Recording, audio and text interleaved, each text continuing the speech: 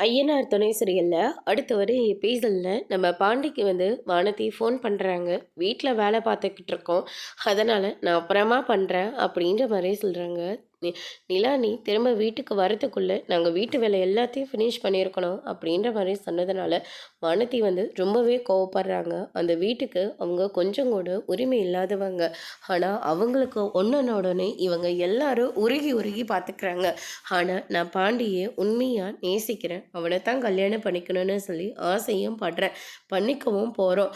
ஆனால் என்னை பற்றி அந்த வீட்டில் யாருக்குமே எந்த அக்கறையும் கிடையாது.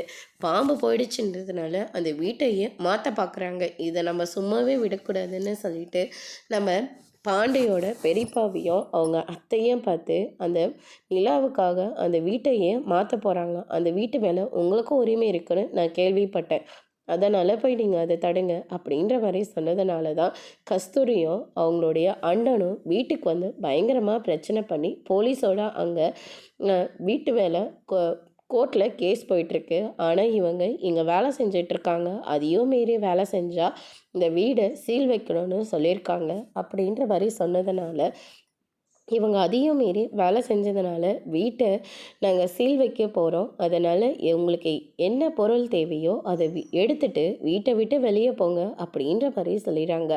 அதை கேட்ட உடனே எல்லாருமே கெஞ்சுறாங்க. திடீர்னு வீட்டை காலி பண்ண சொன்னால் எப்படி நாங்கள் காலி பண்ணுறது அப்படின்ற மாதிரி சொன்னதுனால நீங்கள் எங்கேயாச்சும் போங்க, வீட்டில் கேஸ் முடிஞ்சதுக்கப்புறமா திரும்ப வாங்க அப்படின்ற மாதிரி சொல்லிடுறாங்க.